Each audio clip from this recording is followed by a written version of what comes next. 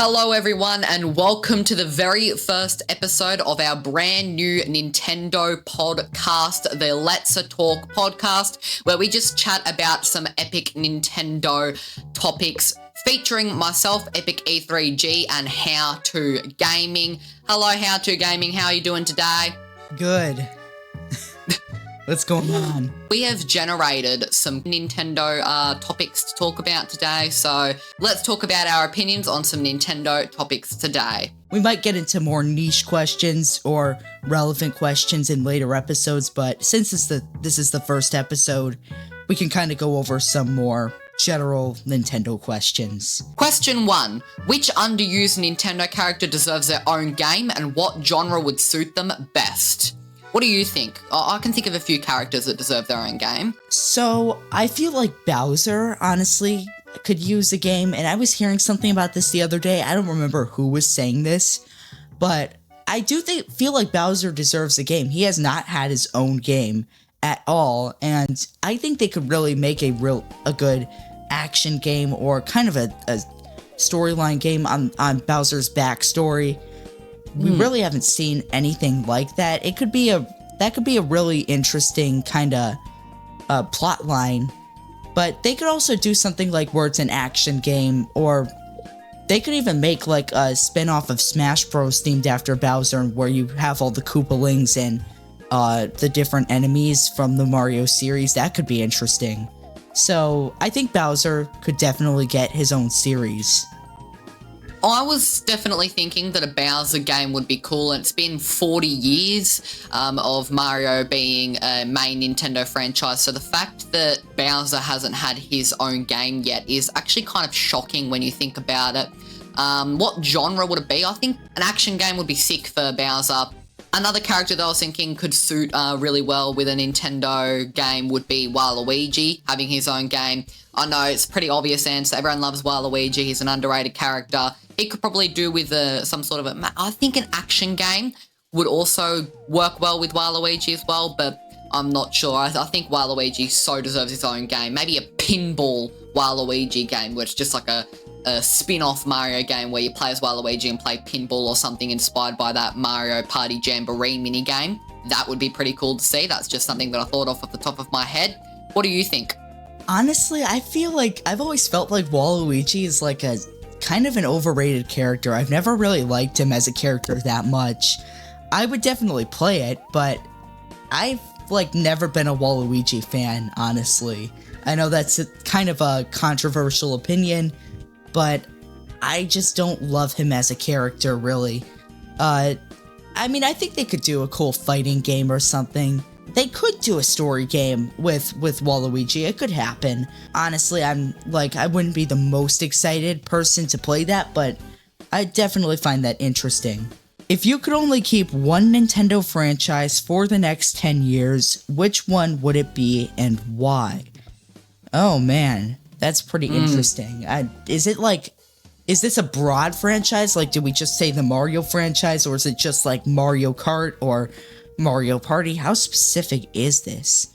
A good question would be if you had to pick a specific franchise within the Mario franchise and you cannot pick mainline games. You have to pick Mario Party, Mario Kart, Mario RPGs, Paper Mario, kind of stuff like that. What would you pick, personally? I would probably go for Mario Kart. I wouldn't mind Mario Party either. I feel like RPGs are so overrated. They're so boring, in my opinion. I think I'd have to go Mario Kart, but the only issue with that is we don't get new installments too often. Mario Party could be a good option if we just want new games consistently, because a new Mario Party comes out like every 3 years, I think it's been, which isn't horrible, but Mario Kart, you're waiting like 5-10 years for a new installment. I personally think I would actually pick Mario Party over Mario Kart. I love Mario Kart, don't get me wrong, but personally I think it could be just be nostalgia biased. Like, I grew up more playing Mario Party games more often than Mario Kart. Like, I grew up with Mario Kart Wii, and then I had Mario Party 8, Mario Party 9, Mario Party 10, Like, I grew up more with Mario Party than I did Mario Kart, so I feel like personally, and as I said, it could just be nostalgia, it could just be because of my childhood, but I feel like I would personally pick Mario Party over Mario Kart. For me, that's close. Like, I would definitely consider picking Mario Party. For quality of the games, I would pick Mario Kart, but for consistency, I would pick Mario Party just because new Mario Parties do come out so often. So that being kind of close to a tie, I think Mario Kart would get the edge in my mind. Next question. What lessons can Nintendo learn from PlayStation and Xbox in general? It could be from storytelling, hardware, online features, just anything. The first thing that comes to my mind for this would be achievements.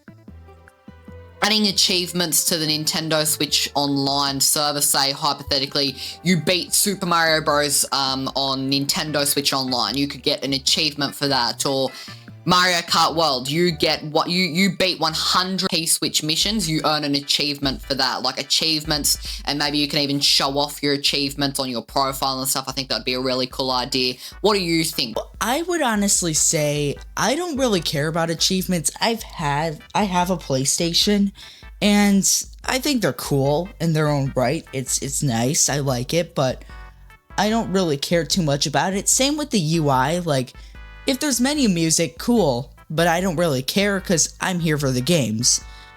But one thing I have discovered as we have actually used game chat together on Nintendo Switch 2 is that it lacks a system where you can chat, like you can text each other like PlayStation has. I don't know what Xbox has going on, but PlayStation has a system where you can text your friends within the PS app without actually, like, texting them through a phone messaging app.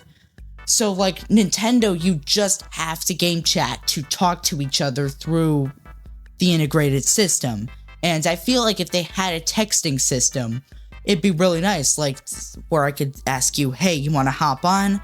And, you know, we both play on that same platform, so it would just make sense in my opinion. The thing is, for anyone watching this podcast, How To Gaming and I, we personally email each other when we want to game chat, like, oh, do you want to hop on? Do you want to game chat now? That is very inconvenient because emails are not as easy to see as just a simple message. So I think some sort of a messaging system using the Nintendo Switch 2 or even the Nintendo Switch Online app, similar to what How To Gaming said, I think would be a really cool idea. Something in order to some sort of communication features besides just simply calling someone would be much appreciated if Nintendo was to add that. We're also in different countries, so it's just a really weird system. And if there was some kind of integrated messaging system, it would really be nice for us because we both use Nintendo consoles, so it just makes sense that I should be able to chat you, you should be able to chat me. And PlayStation actually has a system where you can actually type out messages when you're on the console too. It works on the PS app and it's obviously a lot better there, but you can text your friends through your PlayStation. But Nintendo, when I want to chat with Epic E3G, I have to actually send him a game chat invite, hope that he's in a position where he can actually talk and he's not with people and he has a setup. And I don't always like that because I just want to say, hey, you want a game chat? And using email just is not ideal for that either. I agree, it is very inconvenient to email people. The next question is, should Nintendo continue making mobile games or focus only on their core hardware? Oh man, this is actually a really good question, and I feel like Nintendo's been slowly veering away from the digital gaming market. That's something they were like really involved in the late 2010s. They had, I think Super Mario Run was their first game, but then they also had Animal Crossing Pocket Camp. I think there was a Fire Emblem mobile game, and then there was Mario Kart Tour. And basically all of those have died down. Mario Kart Tour, I think, held out the longest. I think Animal Crossing Pocket Camp actually stopped getting new content last year, and then it just got a complete edition that's a separate app that you have to pay for. I like it this way. I hope that they stop making mobile games, because Mario Kart Tour, if you saw the prices in there, it's actually insane. Like, you're paying $10, $20 for just a few rupees. Like, who has money for that? I don't know who actively pays for in-game currency and pays that much. It's just, like, crazy in my opinion.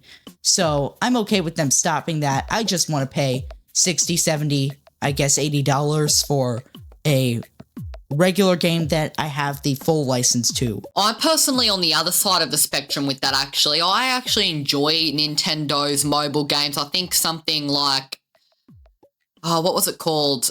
Miitomo.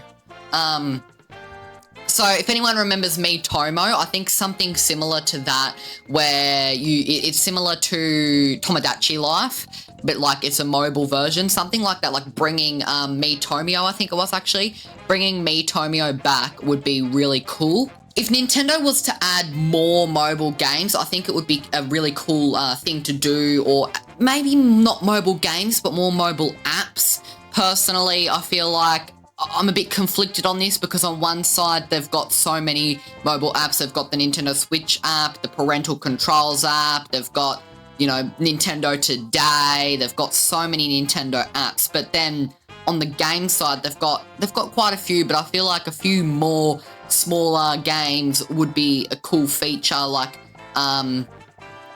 maybe if they added more worlds to Mario Run, or DLC to Mario Run.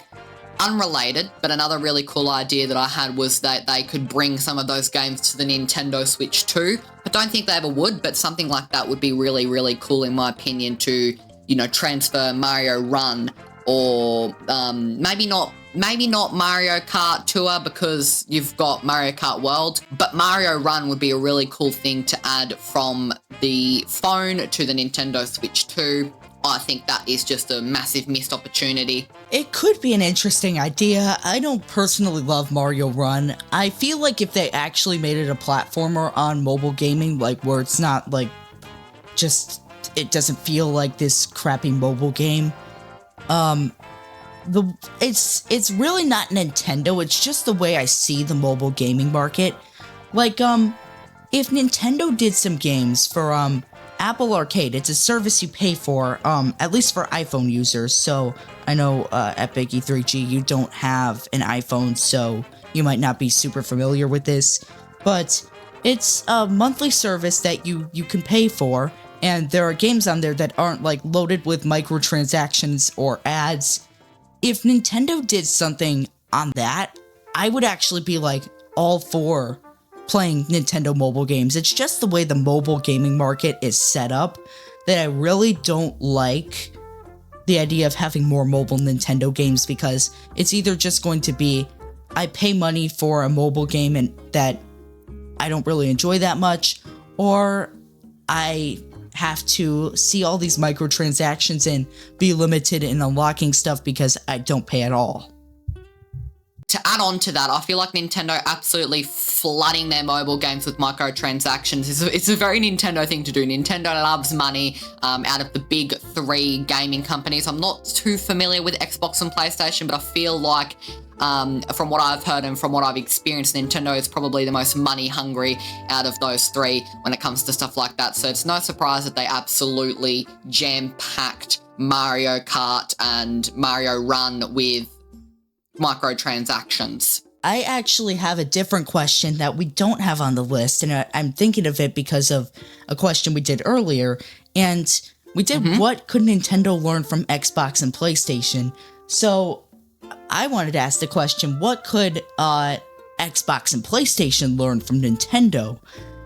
And I feel like there are a lot of places you could start. I feel like one of them, and this is something that's more personal to me, it's why I play Nintendo. I am not into these super dark, mature games that they're full of violence. It's just not what I believe in. And Nintendo is really the only one that delivers, quality, not super mature games. And I personally just don't like PlayStation and Xbox for that. I do know they have some family games, but a lot of them are third-party stuff, or they just don't look that fun. And I feel like if they tried to attract a more kid-friendly audience, they could really capitalize off of that, and they could win me over on a lot more of their platform. You've got Mario, you've got Animal Crossing, you've got Splatoon. Like, literally, what is Nintendo's shooting game? Splatoon. What is Xbox's shooting game? Call of Duty. Nintendo has always been different because they're for families as opposed to for hardcore gamers and for people that enjoy that kind of graphic stuff. Anyone from a 4-year-old kid to a 60-year-old grandma can pick up and swing the Wii remote around and play baseball and have fun doing it. That is something that Nintendo does better than Xbox and PlayStation in both of our personal opinion. I will read the last question. If you could design the ultimate Nintendo game without any limitations, story, gameplay, technology, what would it be like and why? Wow, that is really, really a broad question. I would say story-wise, Zelda does it the best. You got, you got this really advanced story, and, I'm, not super familiar with the Zelda series. I've just recently been starting to get into it. But yes, the Zelda series definitely does story best. I really feel like if you had Mario Maker, but you made it more open-ended for Nintendo games, I would never leave the house. I'd be playing that all day. So that's probably a good idea right there. Gameplay, again, I think it should just be some kind of maker game or something like that. But if I had to make an actual game that, is an actual game, not just a making game, I would say that we do 3D Mario, but instead of having the worlds super limited, we go open world with 3D Mario. But we make the graphics a little bit less childish looking, because they don't look amazing. I think we make them a little bit more like Zelda, but not too much. And I think we just have a lot of iconic Mario characters, have different story backgrounds and stuff like that. And I think we even make non-Mario characters make cameos. We have Link, we have different Animal Crossing characters kind of make cameos and talk, just kind of a whole bunch of Easter eggs. I think something like that would be really cool. I personally think something like that would be really cool too, but I actually want something a bit different. Instead of a 3D Mario game, I was thinking of another 2D Mario game, something that Nintendo would never in a million years do, but I would really love it if they did, hypothetically, would be to give us New Super Mario Bros. 3. New Super Mario Bros. 3 would have many, many worlds. I'm kind of taking inspiration from the new Super Mario Bros. Wii mod, newer Super Mario Bros. Wii. I was thinking that New Super Mario Bros. 3, a brand new Nintendo Switch 2 game, could have HDR support, 4K quality, brand new levels, brand new power-ups. It could have, world 1, 2, 3, 4, 5, 6, 7, 8, and 9, like most new Super Mario Bros. Games have. It could also have special worlds like A, B, C, D, and E. It's just having countless worlds, countless power-ups. Maybe some new characters. Same storyline though, Peach gets kidnapped by Bowser, you must save her, yada, yada, yada. But just having many more mechanics, new types of bros, like a bob-on bro, or a dry hammer bro. I'm not sure what it'd be called. Bro, hammer bones, bro bones, something along those lines. I'm just rambling about that, but I feel like adding new characters, new enemies, new gimmicks, new platforms to jump off of, having new tower levels, new castle levels, new world themes, new music, maybe remixes of old themes, maybe even remixes of old levels, like in the special worlds A, B, C, D, and E. You could have, you know, the first level of world A would be, you know, a remix of the first level of the original Mario Bros. Like you haven't seen that a billion times in Mario Maker. I feel like something along those lines would be really, really cool. That is all that we have today, everyone. Please comment down below some questions for the next episode and we will answer your questions next time. See you all. Is there anything else you want to say? How To Gaming. We'll put How To Gaming's link in the description down below, by the way. No, I don't think so. I think we've covered everything. All right. Thank you all for watching. Comment down below some questions for the next episode and we will see you all in the next episode. Bye.